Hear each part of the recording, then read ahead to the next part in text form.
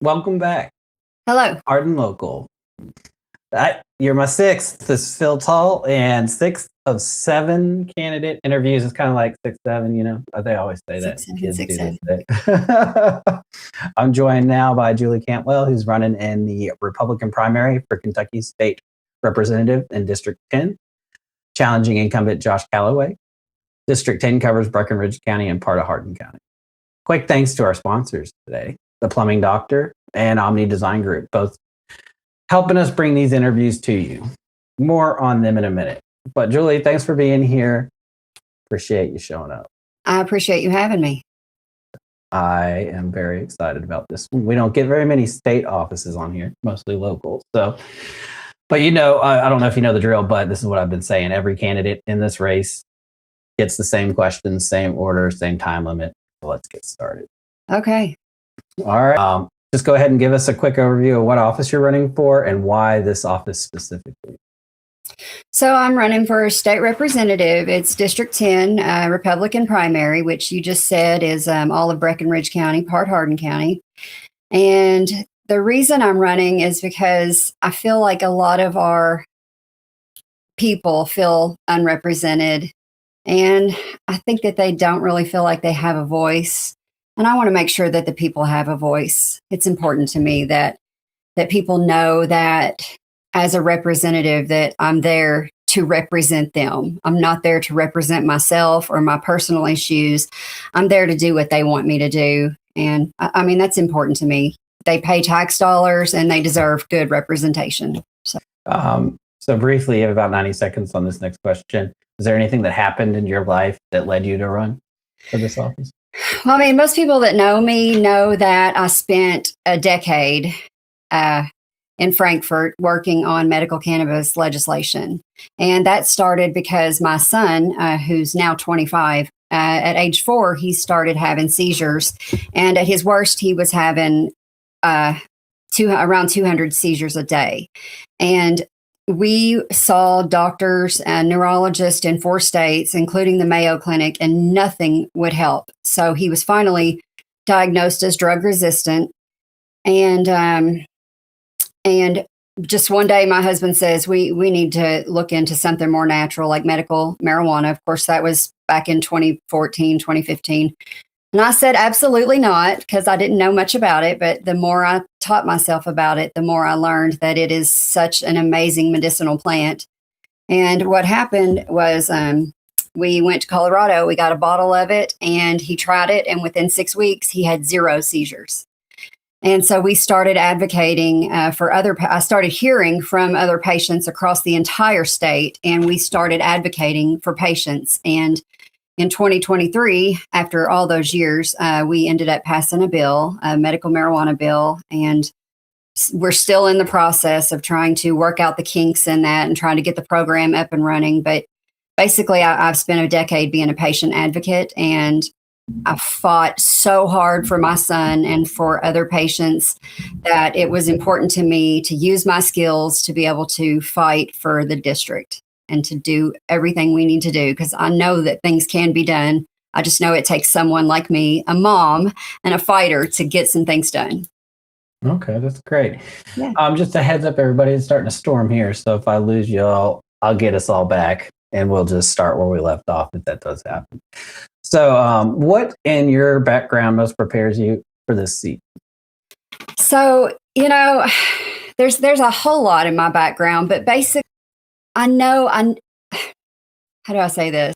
I've lived life, so I know what my constituents are going through, or my future constituents are going through. I've had financial problems. I've had a problem with prescription drug addiction. I've had, problems that I've needed to face myself that I know that our constituents out here are also facing, that the people of the district are also facing. And I think I can relate to people because I know what they're going through. I know that the price of groceries is crippling us. I know that the price of utilities is crippling us. I know that everything is going down in quality and up in price, and it's just really hurting everybody. So I'm ready and willing to go into the pack of wolves and fight for what we need and fight for for a better life for all of us and for our kids and for our grandkids. And those things are important to me. So to answer your question, I'm just a normal person. I'm not a mom. I'm not a politician. I'm just a normal person who's lives this life, lives everyday life. And I want to do what I can to help others. Okay. If voters only could remember one thing about why they should vote for you, what is it? Well, I'm here for the district. So explain it to you like this. I am a huge advocate for medical marijuana. I have been, like I told you, all these years. But if my district said, if there was a bill that came up about medical marijuana and my district said, no, absolutely not, then I'm going to vote against myself and against my personal beliefs, because I'm not there to represent myself. I'm there to represent the district as a whole. So it's very important to me that people know that no matter what happens, I'm going to be there to represent you. I'm not there to represent myself. I'm a servant. I'm a public servant, and I'm going there to serve you. And, I'm no smarter than anybody else. I'm not better than anybody else. I'm just here, and I'm ready to serve, and I'm ready to do what I can for this district. All right. Let's take a quick break to pay a few bills. Today's election coverage is brought to you in part by the Plumbing Doctor, a family-owned Hardin County plumbing company run by Glenn and Tracy Downs right here in Elizabethtown. Over 20 years serving E-Town, Radcliffe, Fort Knox, and Hodgenville, fully licensed and insured, 24/7 emergency service, and a 10% labor discount for military, first responders, and seniors. When your pipes go, call local. Call 765-PLUM. That's PLUM. That's 765-PLUM, the Plumbing Doctor, experienced, reliable, and affordable. All right, Julie, back to the questions. First 90 days, if you win, what's the first concrete thing you'd do in office? Well, so I'll tell you, I've been out in the district already for this election. I've been out here for about 12 months this month. So, and that's most every single day. Some days I've missed, but rain, snow, heat, whatever. And I go to people's doors and I ask them, I say, what is your number one concern? What would you fix if you could go to Frankfort right now? What would you fix? I've gotten a long list of things that people would fix, but the number one thing that people talk about in my district, which is a really very rural district, people talk about infrastructure. That's number one. We have roads that are falling in. We have, roads that are sinking in, crumbling. We have really terrible road conditions, state roads and county roads. So that's probably number one is infrastructure. We, believe it or not, out in my district, especially in Breckinridge County, we have some people that don't have access to water. We have some people that don't have access to internet. So, and we need those things. It's 2026. So I really want to fight to make sure that everyone has access to water, that everyone has access to internet, that these roads are safe for travel. So that's important to me. The second thing I would like to work. You want me to give you my top three or just the first one? It's just the one. Yeah, okay, just the one. So the biggest thing in my district that I'm hearing is infrastructure concerns. Okay. Yeah, and you may have time to chime those other ones in as we go. The next two questions, I'm going to kind of tie them together just to make up some time. And they're real easy. So is your campaign self-funded, donor-funded, a mix? And then also, where should voters go to learn more about your campaign? So my campaign is a mixture. I have gotten a lot of it, which makes me, very happy that people believe in me and that they put their hard-earned money investing in me. I've also put in a lot of my own money, and I've also been backed by a couple of organizations. All right, where should people go to? So my website is simple, votejulieCantwell.com, and they can go there. They can learn about they can follow me. I'm very, very transparent. You can see everything I've been doing, everywhere I've been volunteering, and you could just follow me and see where I'm at, see where I'm going. Yeah, I went ahead and put that in the comments, that website. And before we move on to the race-specific questions, one more little interesting tidbit you guys may be interested in, audience. Before we get into those state-specific questions, I want to give a big thank you to one of my really good friends, Josh Calloway, and his company. It's called Omni Design Group. Omni is a second-generation builder based in Elizabethtown. Josh and Corey Jewell, born and raised in Hardin County, they handle new construction and remodeling, residential and light commercial, any size home or any size reno. No idea too far outside of the box. If you've been to Heartland Mini Golf up off exit 94 and you've seen those storage container buildings, they built those. So they can do about anything. If you got to build a remodel or an outside the box project, call Corey at Omni Design Group at 270-769-8339. That's 270-769-8339. Corey at Omni Design Group, locally owned, locally built, custom thinking. All right, let's get to these race-specific questions for the KY House District 10. So anybody that runs for House that comes on for these interviews for the State House, they're going to get asked these same questions. So the job in plain language is this first question. A Kentucky State Representative serves a 2-year term as part of the 100-member House in Frankfort. An even number of years, like the one you have up to 60 days, legislative days, and an odd year, 30 days. So in plain language, how do you describe the job to a voter who's never watched a committee meeting? What can a state rep actually do and what can a state rep not do? So what a state rep is supposed to do is advocate for their district.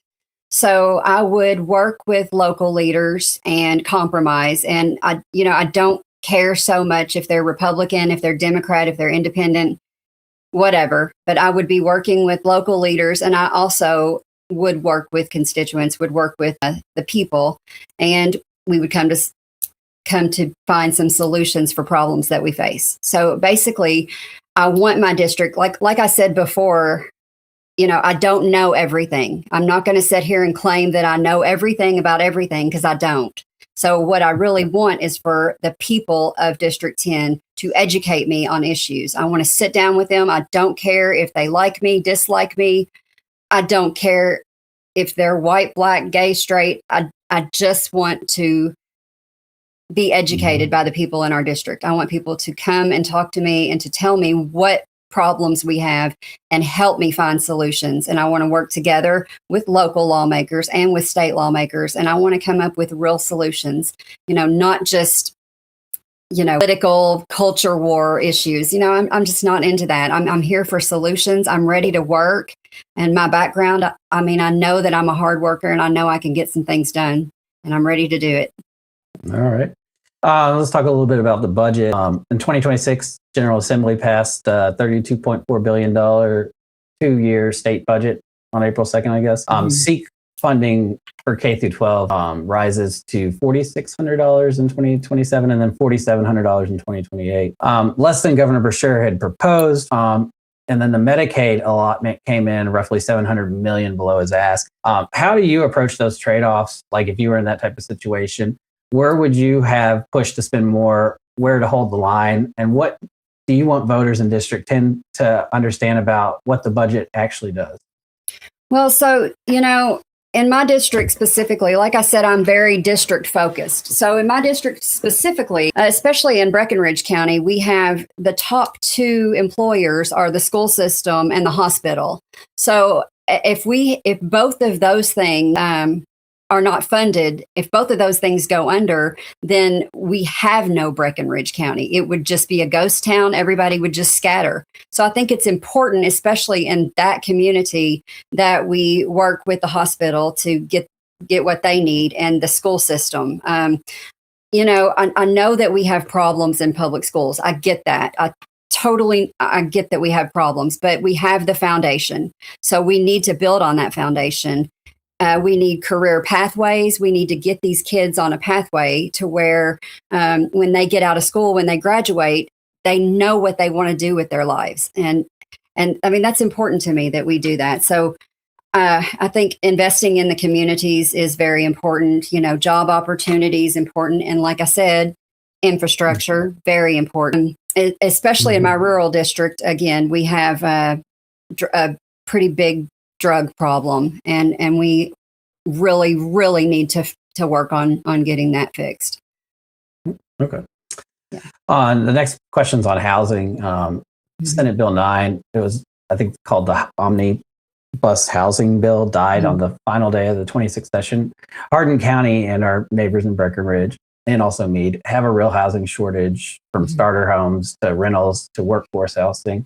How would you approach affordable housing as a state rep? Is there a specific bill, incentive, or local partnership you'd push to revive or rewrite in the 27th session? Okay, so I'll tell you that my daughter is 22 years old, and she said to me a few weeks ago, she goes to school full time and she also works full time. And she said to me, I guess I'm just never going to be a homeowner, is what she said. And that just made me so sad, because that's not the reality for her. As well as so many people out here are feeling that. And they're wasting their money by renting. So, really, we need affordable housing. We need to make sure that there's affordable housing that when kids get out of school and they go on to the American dream, they go on to get married and have children, that they have a place to live. In 2026, we just should not have any problems with homelessness. We've got to do something with that. And like I said, I will work with local leaders. I'll work with the people in the district to make sure that we don't have homeless people. That's unacceptable to me. We've got to get a hold of that, and we've got to make sure that people can afford housing and that there are enough houses. Next question is about disaster recovery, which I know is not a very big part of your job, but still just curious. And in the past couple of years, there's been, a couple big disasters, whether it was the flooding last year and then some other ones. As a state rep, how do you see your role in disaster recovery? And, whether it's coordinating, I don't know if you do a lot of coordinating or anything, but just speak a little bit to how you see your role and what you'd want to do if you were a state rep during a disaster. Well, I'll tell you, I am not afraid of getting my feet in the dirt. So me personally, I'm the type of person that I would be out in the community and I would be helping clean up. I would be doing everything I could to make sure that people had a safe place to be. I would be out talking to people. I'd be out hugging people, because, this is something like that is very traumatic for our people. And sometimes they just need someone to talk to, someone to listen to. But I'll tell you, I'm not one to just sit behind the computer and just tell people, go here, go there. I'm going to put my boots on and I'm going to get out there and I'm going to help clean up, because that's the type of person I am. I'm not all talk. I'm action. I'm an action-based person. So, all right.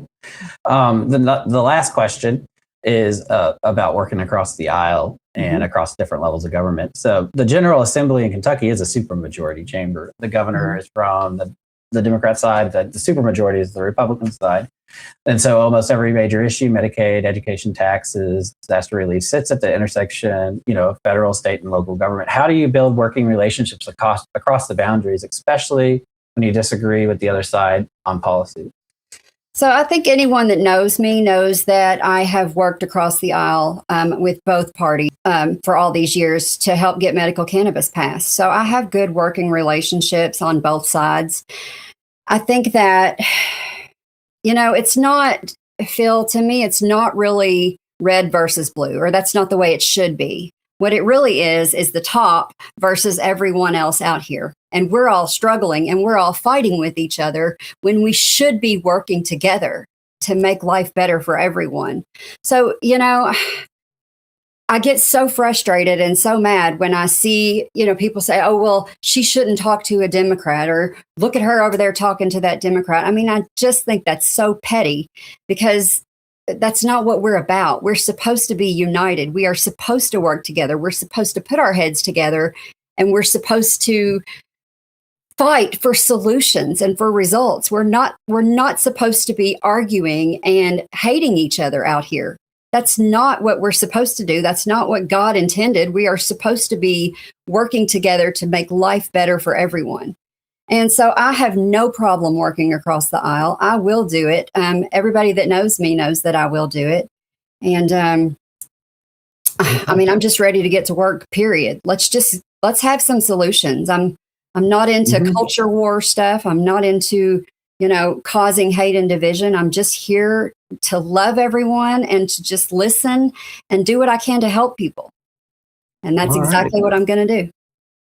I like the passion. Well, Julie, before we're done here, I'm going to close my part out, and then I'm going to let you have 90 seconds to do your final elevator pitch why people should vote for you. Okay. But I wanted to thank you for your time and also let you know when we do finish, don't drop right off. Wait for me to end the stream, and I'll let you know when that's done. But for viewers, if you missed where Julie said voters can find and learn more about her campaign, it's already been dropped in the comments. It is, what was that website? VoteJulieCantwell.com. And one more time, I'd also like to thank our sponsors for this video, The Plumbing Doctor at 765 Plum and Omni Design Group. Call or text Corey at 270-769-8339, 270-769-8339 for your next build, remodel, or custom project. This interview will stay archived on Facebook for 30 days, the full non-edited version, and on YouTube. They do kick it off after then, but I'll have a copy. So if anybody needs to request a copy because they want to dispute the edited version, that's fine. I will give it to you. So just let me know. And you can share it. I highly encourage everybody watching to share all these interviews with anybody else that's voting in their district.